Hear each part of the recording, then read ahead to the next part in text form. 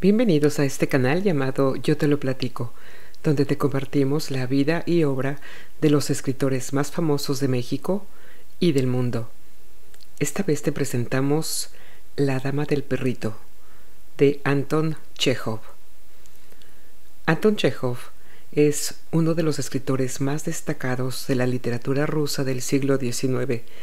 La crítica moderna considera a Chejov uno de los maestros del relato, y dentro del teatro ruso se le considera como un representante fundamental del naturalismo moderno.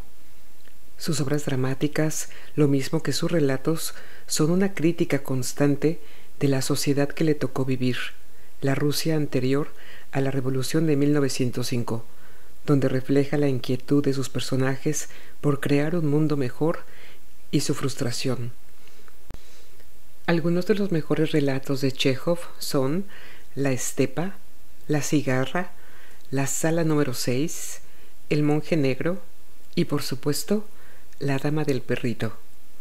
Chejov falleció en 1904 a causa de la tuberculosis que padeció durante toda su vida. Vamos a comenzar. Por favor, acompáñanos. La Dama del Perrito.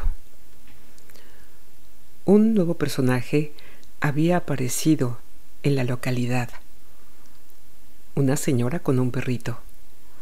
Dmitri Dmitrich Gurov, que por entonces pasaba una temporada en Yalta, empezó a tomar algún interés en los acontecimientos que ocurrían.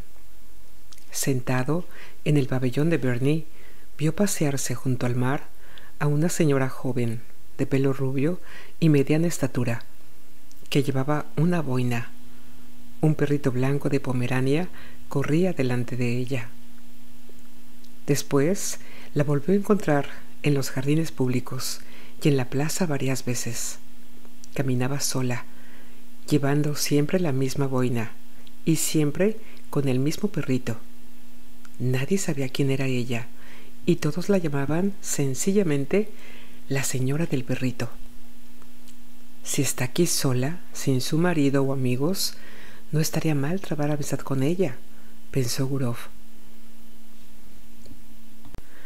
Aún no había cumplido 40 años, pero tenía ya una hija de 12 y 2 hijos en la escuela. Se había casado joven, cuando era estudiante de segundo año, y por entonces su mujer parecía tener la mitad de edad que él. Era una mujer alta y tiesa, de cejas oscuras, grave y digna, y como ella misma decía, intelectual.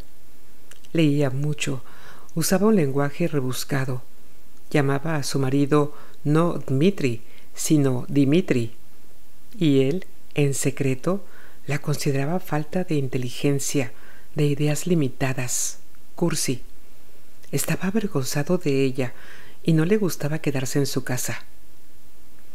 Empezó a serle infiel hacía mucho tiempo. Le fui fiel bastante a menudo, y probablemente por esta razón casi siempre hablaba mal de las mujeres, y cuando se tocaba este asunto en su presencia, acostumbraba llamarlas la raza inferior.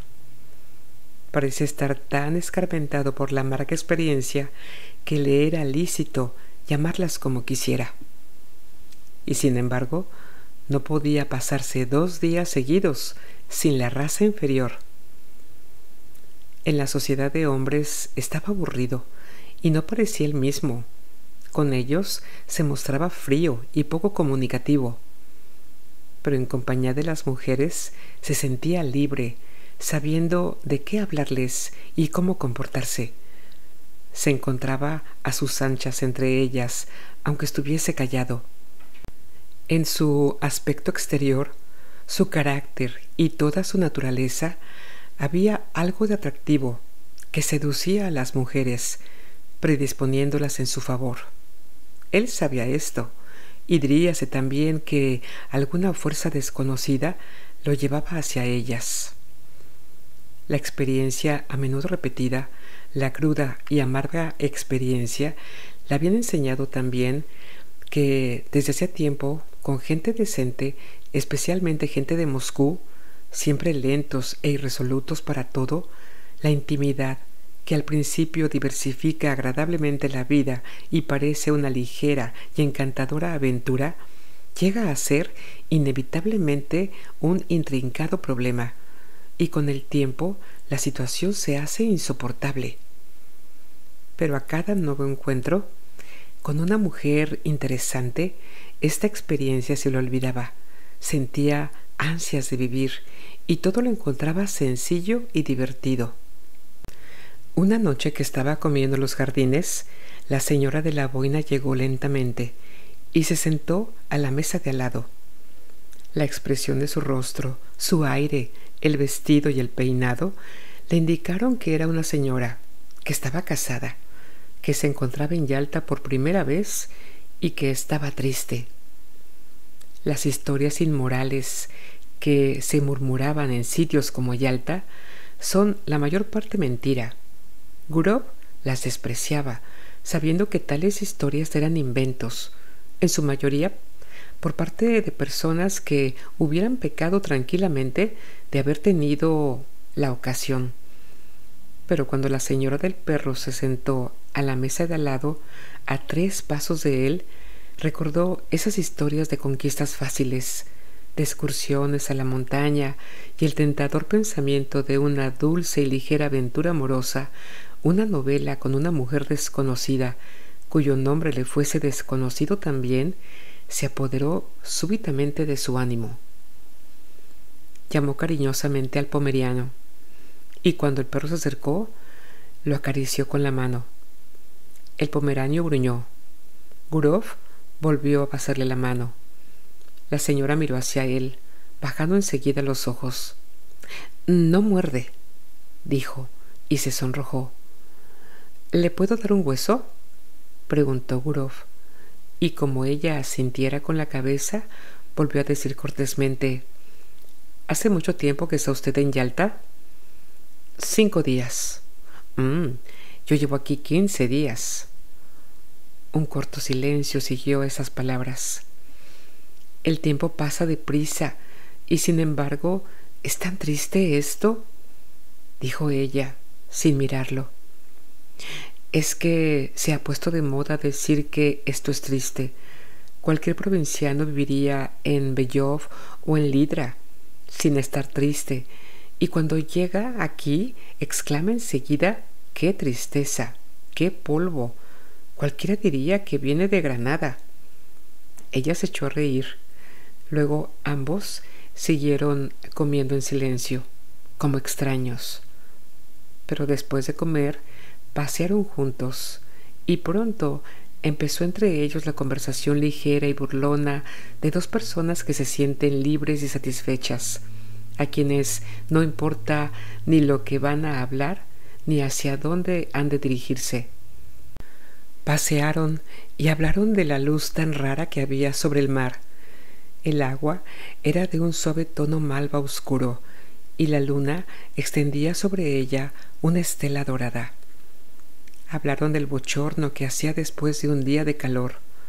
Gurov le contó que había venido de Moscú, en donde tomó el grado de artes, pero que era empleado de un banco, que había estado como cantante en una compañía de ópera, abandonándola luego, que poseía 2 casas en Moscú.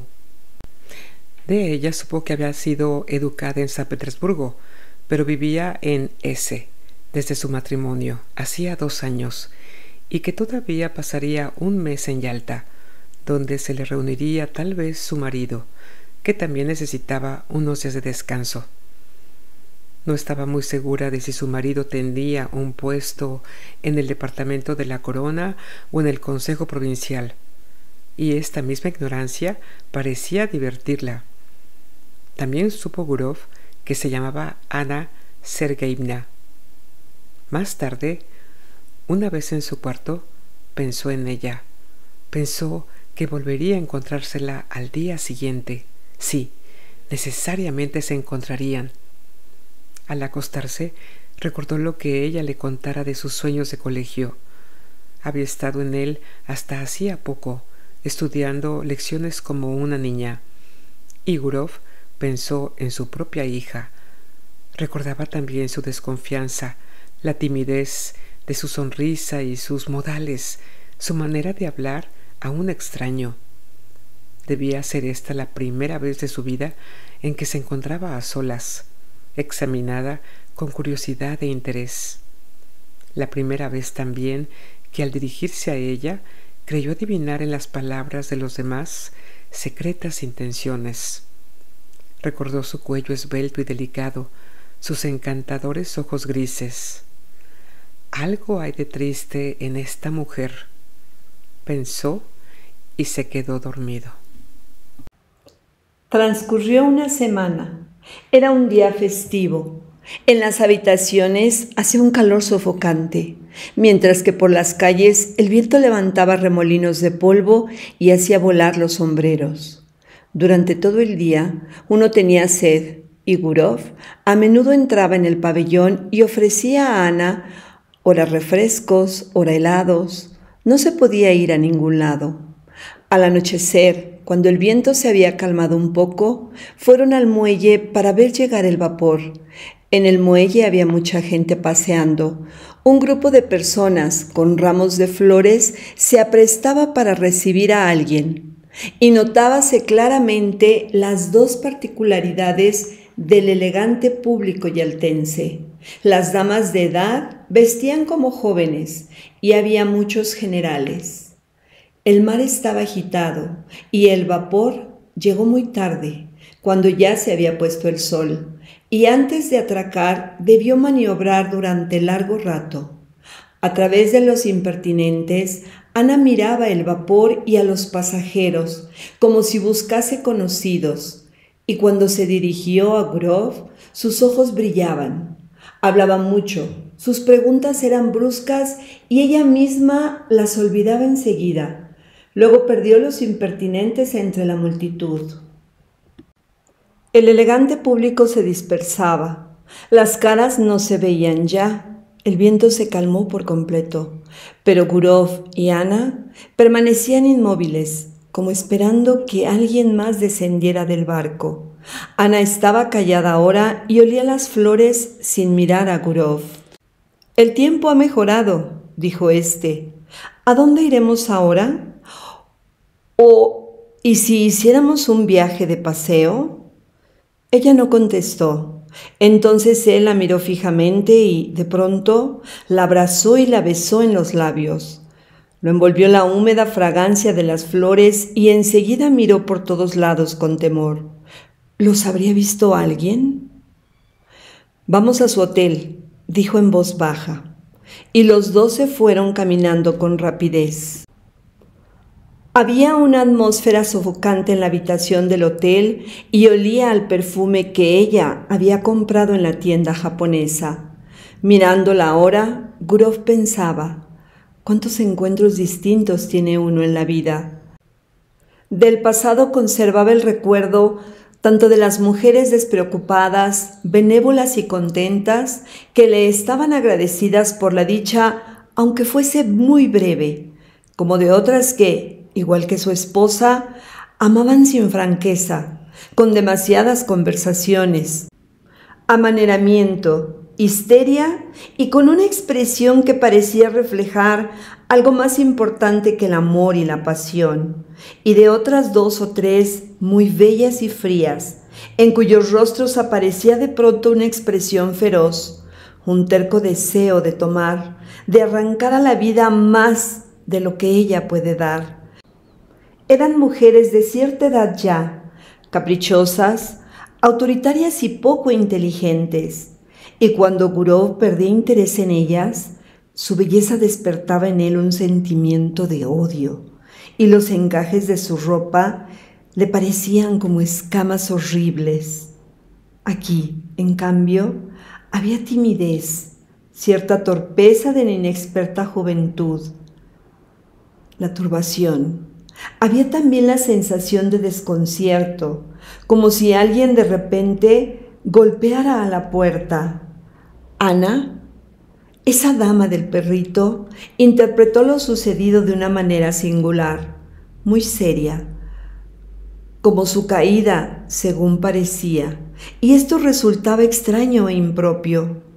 Por ambos lados de su rostro ensombrecido caían tristemente sus largos cabellos.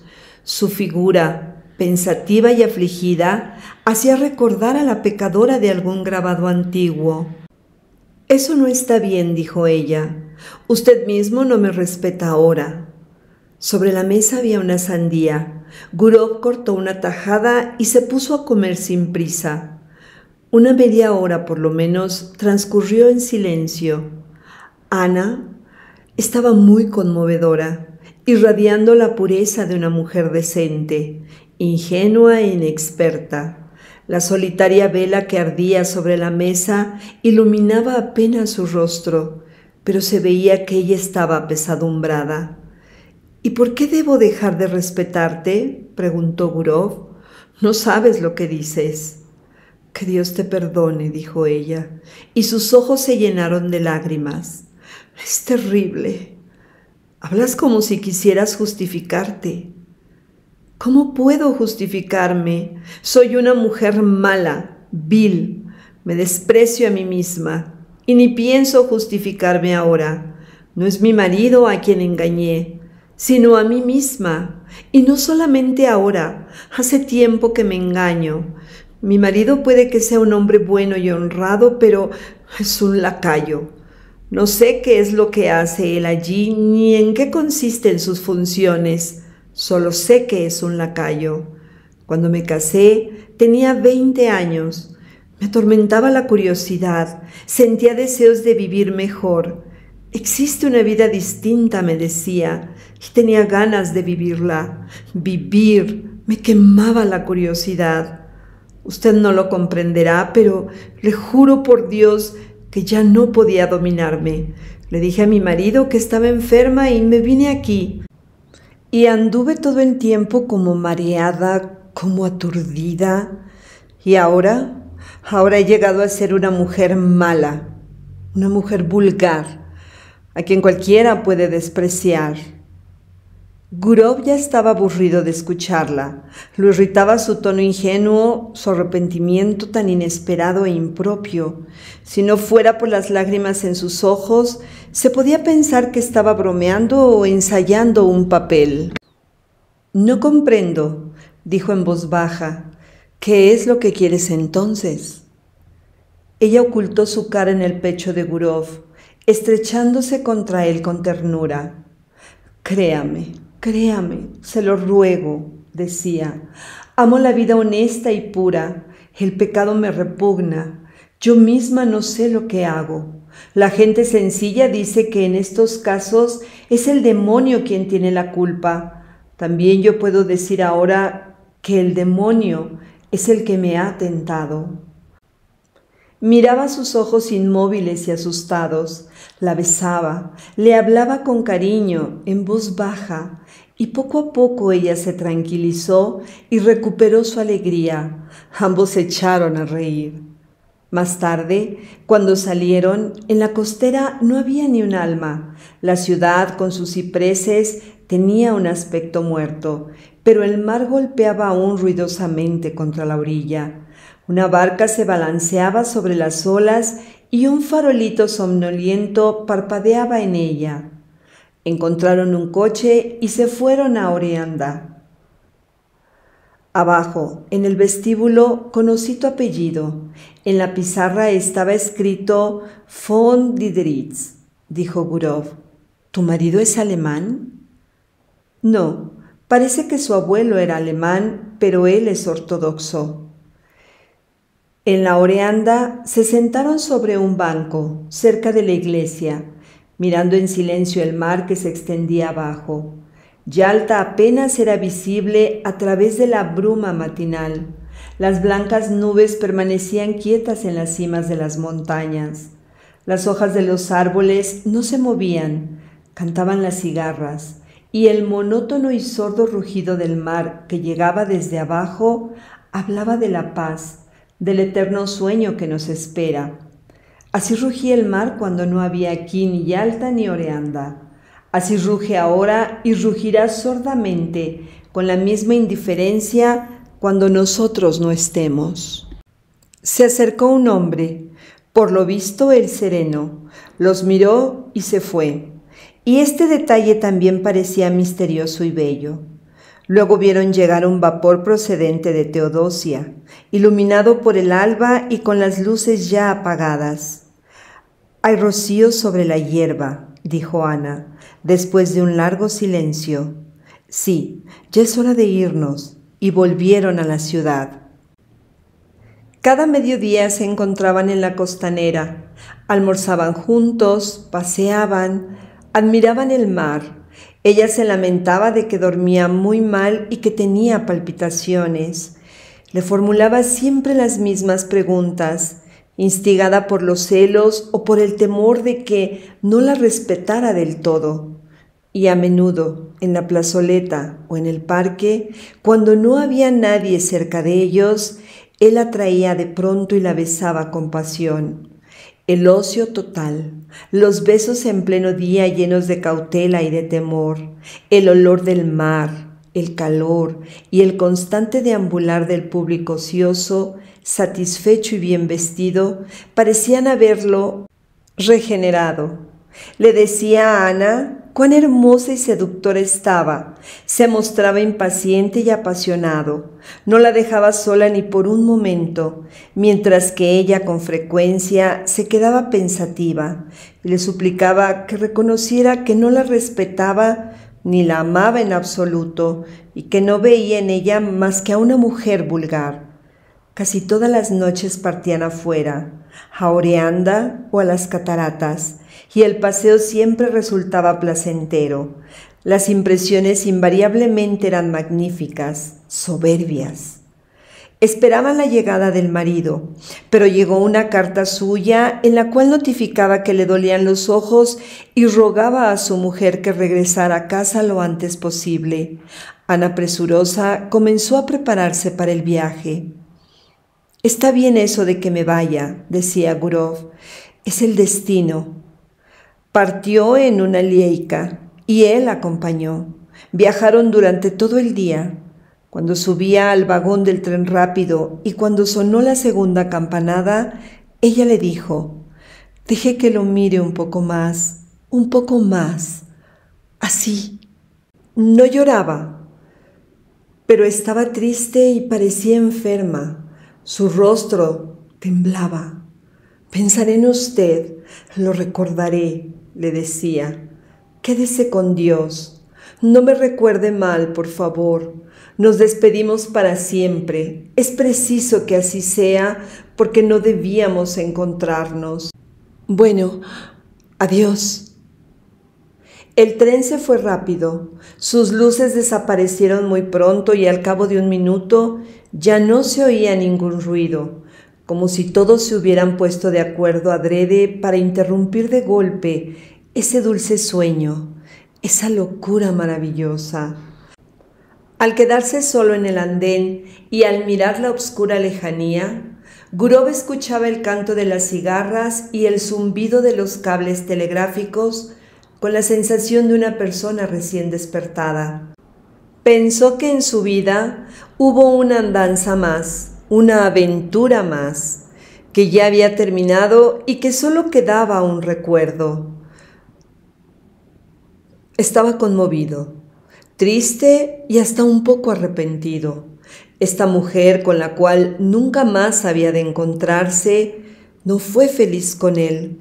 Él había sido amable, cordial con ella, pero en su manera de tratarla, en su tono y en sus caricias, aparecía la sombra de una leve ironía, de una ruda soberbia, de un hombre feliz quien, además, casi le doblaba en edad.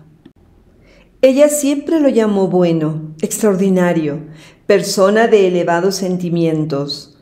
Por lo visto, él aparecía a los ojos de ella no como el hombre que era, sino como otro, y por consiguiente la engañaba sin querer. Aquí, en la estación, ya olía a otoño, la noche estaba fresca. «Ya es tiempo de que me vaya también al norte», pensó Gurov, retirándose lentamente del andén. En su casa de Moscú, lo encontró todo en pleno invierno. Las estufas estaban encendidas y por las mañanas aún era oscuro cuando sus hijos tomaban el desayuno para irse al colegio, tanto que la niñera tenía que encender la luz un rato. Habían empezado las heladas. Cuando cae la primera nieve y aparecen los primeros trineos, es agradable ver la tierra blanca, los blancos tejados, exhalar el tibio aliento, y la estación trae a la memoria los años juveniles. Las viejas limas y abedules, cubiertos de escarcha, tienen una expresión simpática y están más cerca de nuestro corazón que los cipreses y las palmas. Junto a ellos se olvidan el mar y las montañas. Gurov había nacido en Moscú. Llegó a él en un bello día de nieve, y al ponerse su abrigo de pieles y sus guantes, al pasearse por Petrovka, al oír el domingo por la tarde el sonido de las campanas, olvidó el encanto de su reciente aventura y del sitio que dejará. Poco a poco se absorbió en la vida de Moscú. Leía con avidez los periódicos y declaraba que los leía sin fundamento. Enseguida sintió un deseo irresistible de ir a los restaurantes, a los clubes, a las comidas, aniversarios y fiestas. Se sintió orgulloso de hablar y discutir con célebres abogados, con artistas, de jugar a las cartas con algún profesor en el club de doctores. Ya podía hasta comer un plato de pescado salado o una col. Al cabo de un mes, le pareció que la imagen de Ana se había convertido en una bruma en su memoria y que de vez en cuando lo visitaba en sus sueños, con una sonrisa, como lo hacían otras. Pero pasó más de un mes. Llegó el verdadero invierno y recordaba todo aquello tan claramente como si se hubiera separado de Ana el día antes. Estos recuerdos, lejos de morir, se avivaron en el tiempo. En la tranquilidad de la tarde, al oír las palabras de los niños estudiando en alta voz, el sonido del piano en un restaurante o el ruido de una tormenta que llegaba por la chimenea, volvía de repente todo a su memoria, lo ocurrido en el muelle, la mañana de niebla junto a las montañas, el vapor que volvía a Teodosia y los besos. Gurov se levantaba entonces y paseaba por su habitación recordando y sonriendo.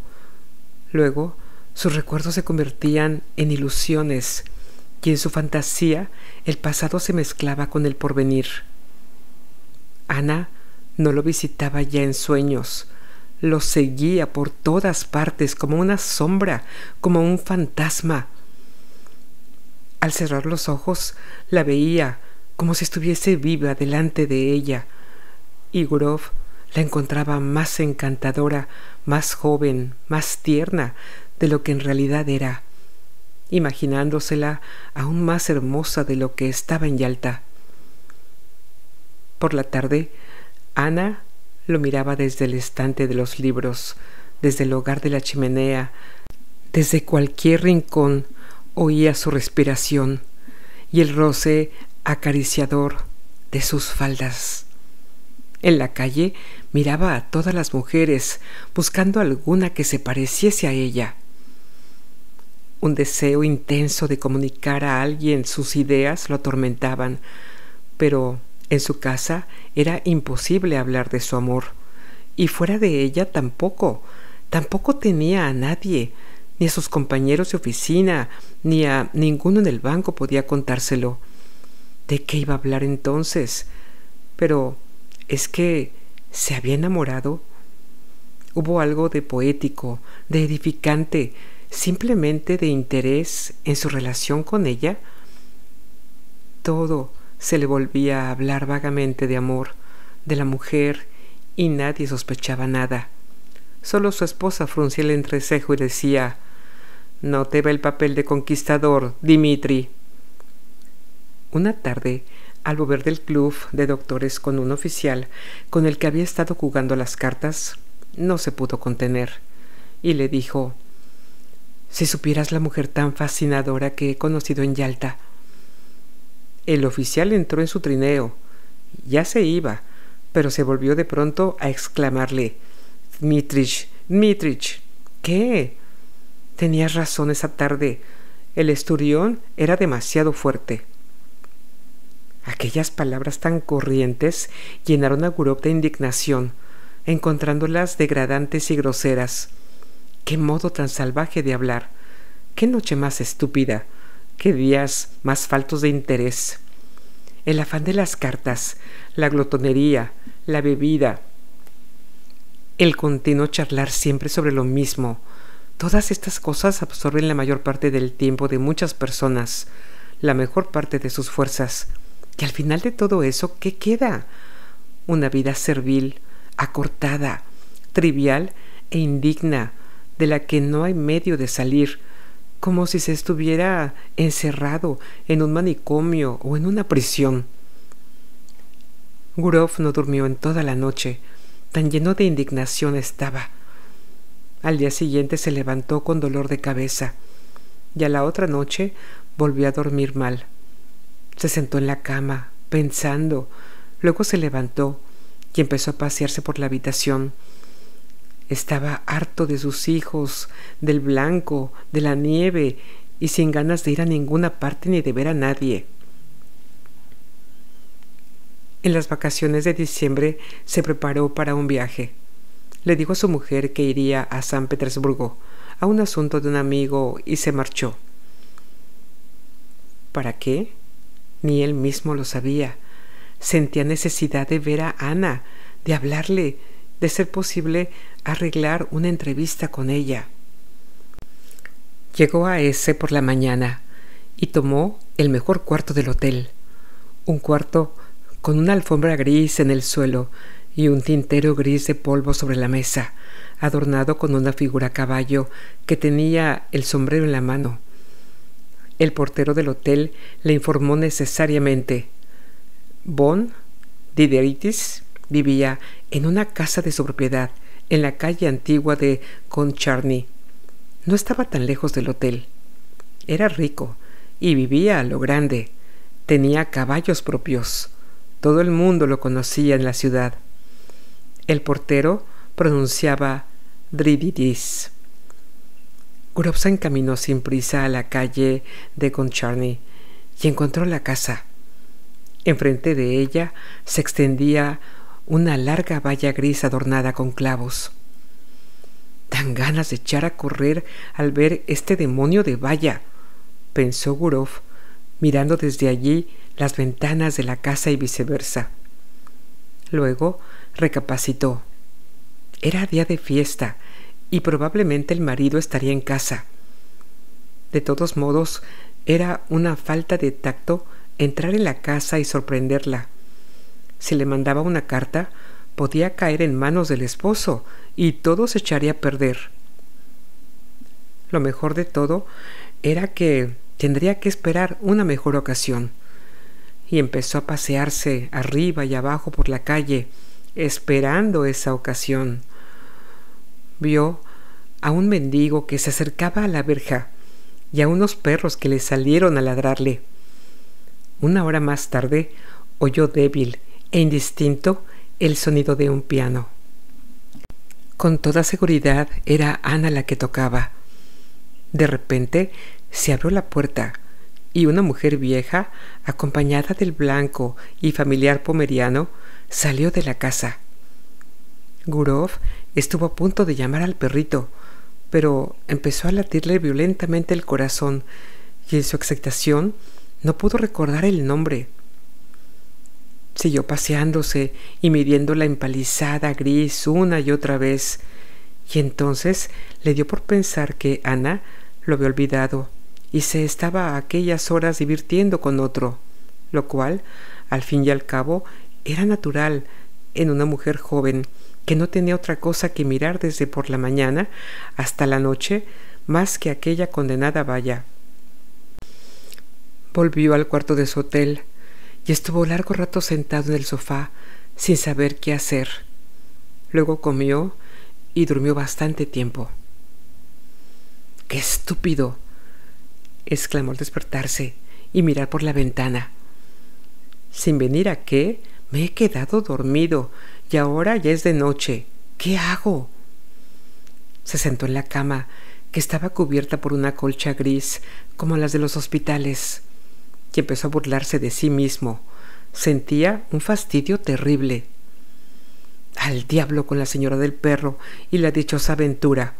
En buen lío te has metido, Gurov. Aquella mañana le había llamado la atención un cartel con letras muy grandes. La geisha iba a ser representada por primera vez. Al recordar esto, se vistió y se marchó al teatro. «Es posible que ella vaya a la primera representación», pensó. El teatro estaba lleno. Como en todos los de provincia, había una atmósfera muy pesada, una especie de niebla que flotaba sobre las luces. Por las galerías se oía el rumor de la gente. En la primera fila, los jóvenes elegantes de la localidad estaban de pie, mirando a todos los demás, antes de que se levantara el telón. En el palco del gobernador, su hija, adornada con una boa, ocupaba el primer sitio, mientras que él, oculto modestamente detrás de la cortina, solo dejaba visibles las manos. La orquesta empezó a afinar los instrumentos. El telón se levantó. Seguía entrando gente que iba a ocupar sus sitios, y Gurov los miraba uno a uno con ansia. Ana llegó también. Se sentó en la tercera fila, y Gurov sintió que su corazón se contraía al mirarla. Comprendió entonces claramente que para él no había en todo el mundo ninguna criatura tan querida como aquella mujercita. Un hombre joven, con patillas, alto y encorvado, llegó cerca de Ana y se sentó a su lado. Inclinaba la cabeza a cada paso y parecía estar continuamente haciendo reverencias. Debía ser sin duda el esposo, y en el ojal de la chaqueta llevaba una insignia o una distinción que recordaba el número de un criado. En el primer descanso, el marido salió a fumar, y Ana se quedó sola en la butaca. Gurov se acercó a ella, y con voz temblorosa y una sonrisa forzada le dijo: «Buenas noches». Al volver la cabeza y encontrarse con él, Ana se puso intensamente pálida, lo miró otra vez, horrorizada, estrujó el abanico y sus prismáticos que tenía entre las manos, como luchando para no desmayarse. Los dos guardaban silencio. Ella seguía sentada, él de pie, asustado por la confusión que su presencia le produjo y no atreviéndose a sentarse a su lado. Los violines y la flauta empezaron a sonar, y de repente Gurov sintió como si de todos los palcos los estuvieran mirando. Ana se levantó, marchando rápida hacia la puerta. Él la siguió, y ambos empezaron a andar sin saber a dónde iban, a través de pasillos, bajando y subiendo escaleras, viendo desfilar ante sus ojos uniformes escolares, civiles, militares, todos con insignias. Al pasar veían señoras, abrigos de piel colgadas de las percheras, y el aire les traía ese olor a tabaco viejo. Y Gurov, cuyo corazón latía con violencia, pensó: «Cielos, ¿para qué habrá aquí esta gente y esta orquesta?». Y recordó en aquel instante cuando, después de marcharse Ana de Yalta, creyó él que todo había terminado y que no volverían a encontrarse nunca más. Pero cuán lejos estaba del final. Al pie de una escalera muy estrecha y sombría, sobre la que se leía «Paso al anfiteatro», se pararon. «¿Cómo me has asustado?», exclamó ella, sin respiración casi, todavía pálida y como agobiada. «Oh, cómo me has asustado. Estoy media muerta del susto. ¿Por qué has venido? ¿Por qué?». «Pero, Escúchame, Ana, escúchame, repetía Gurov rápidamente y en voz baja. Te suplico que me escuches. Ella lo miraba con temor, un temor mezcla de amor y de súplica.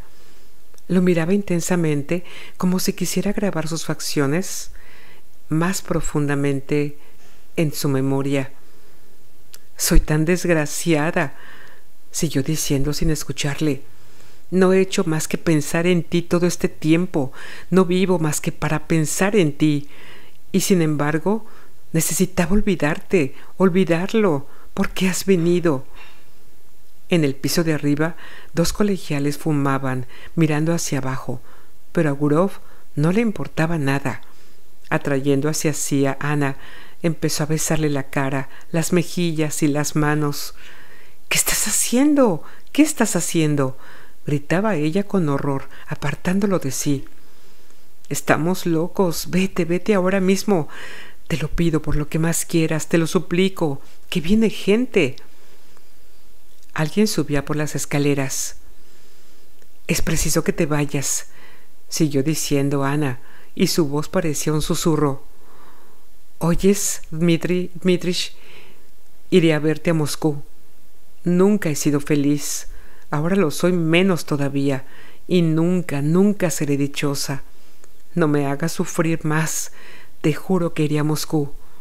Pero ahora separémonos. Mi amado Gurov, no hay más remedio. Estrechó su mano y empezó a bajar por las escaleras muy deprisa, volviendo atrás la cabeza. Y en sus ojos pudo ver él que realmente era desgraciada. Gurov esperó un poco más. Escuchó hasta que dejó de oírse el rumor de sus pasos, y entonces fue a buscar su abrigo y se marchó del teatro. Y Ana empezó a ir a verlo a Moscú, cada 2 o 3 meses. Decía a su marido que iba a consultar con el médico acerca de su dolencia femenina, y el marido le creía y no le creía al mismo tiempo. En Moscú se alojaba en el hotel Bazar Eslavo y enseguida enviaba a Gurov un mensajero de gorra colorada. Gurov la visitaba y nadie en Moscú se enteraba de ello. Una mañana de invierno se dirigía a verla, acompañando a su hija al colegio, puesto que llevaban el mismo camino. Caían grandes y húmedos copos de nieve. Hay 3 grados sobre cero ahora y sin embargo está nevando, decía Gurov a su hija. Pero este aire templado lo tenemos solo aquí, en la superficie de la Tierra. En las capas superiores de la atmósfera, la temperatura es muy distinta. Papá, ¿por qué no hay truenos en invierno? Le explicó también esto. Al hablar, pensaba en que iba a una cita y que ni una sola alma viviente lo sabía, ni lo sabría nunca, probablemente. Tenía 2 vidas, una visible que todos conocían, llena de una verdad convencional y de un engaño convencional, muy parecido a la de sus amigos y conocidos, y la otra, una que transcurría en secreto, y por una extraña conjunción de circunstancias que, quizás era casual, todo lo que resultaba sustancial, interesante e indispensable para él, en lo cual era sincero y a cuyo respecto no se engañaba. Lo que constituía la médula de su vida ocurría en forma clandestina, mientras que todo lo que era su falsedad, su envoltura dentro de la cual él se escondía para ocultar la verdad, como, por ejemplo, su trabajo en el banco, las discusiones en el club, su raza inferior, la asistencia, junto con su mujer, a los aniversarios, todo ello era visible.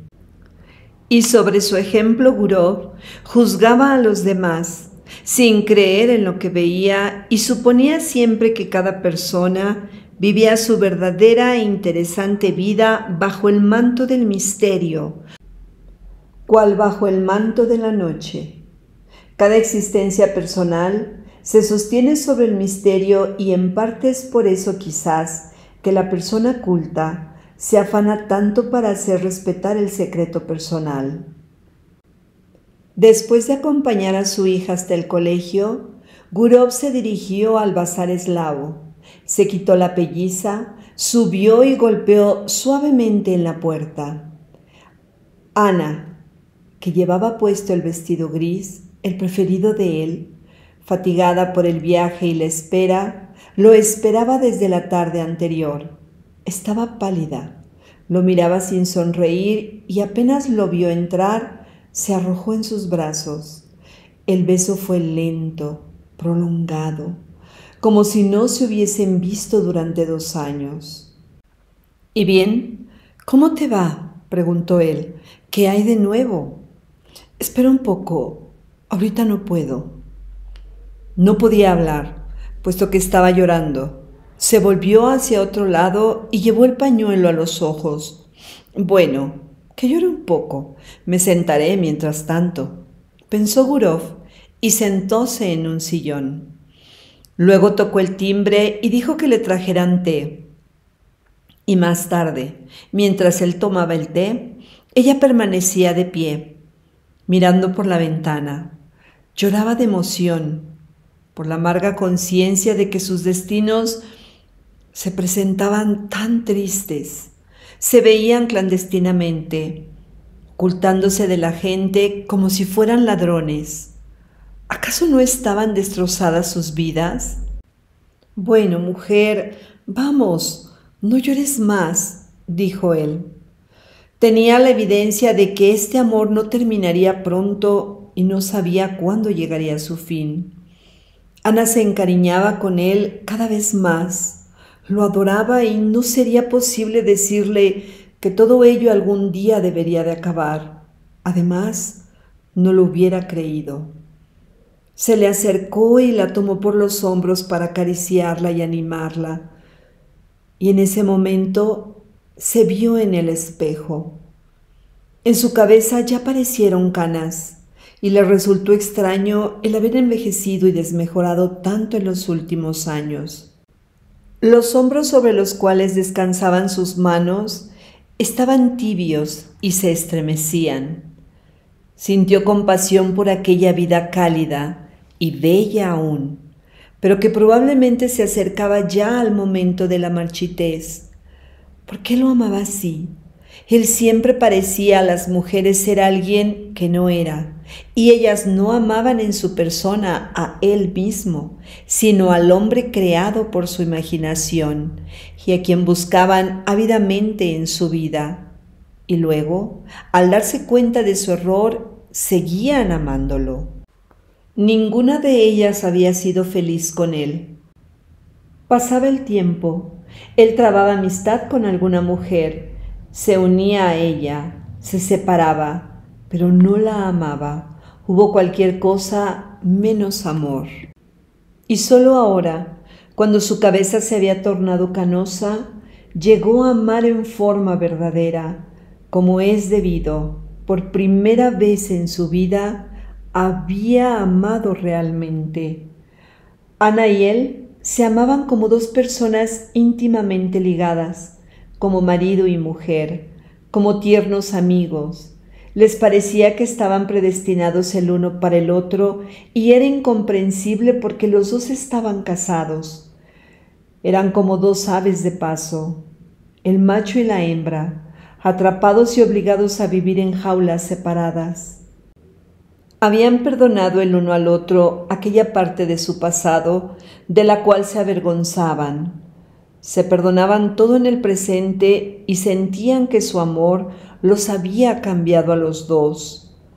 Antes, en los momentos de tristeza, Gurov trataba de tranquilizarse a sí mismo con cualquier razonamiento que se le ocurría, pero ahora no estaba para razonamientos. Sentía una profunda compasión y el deseo de ser sincero, tierno. «No llores, mi bien», decía, «ya has llorado bastante. Ahora hablemos un poco para ver si encontramos algún camino». Y durante largo rato examinaron las posibilidades de eludir la necesidad de esconderse, de engañar, vivir en ciudades distintas, sin verse por mucho tiempo, ¿Cómo librarse de esas intolerables ataduras? ¿Cómo? ¿Cómo? Se preguntaba él, tomándose la cabeza con las manos. ¿Cómo? Y parecía que faltaba poco para encontrar la solución, pero ambos comprendían claramente que el final estaba todavía muy lejos y que lo más complicado y difícil no había hecho más que empezar. Fin. Y así, con esta historia de un amor a destiempo, finalizamos la transmisión de este día.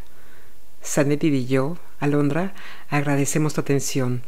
Si te ha gustado, regálanos tu like, suscríbete y comparte. También tus comentarios son muy importantes. Gracias y hasta muy pronto.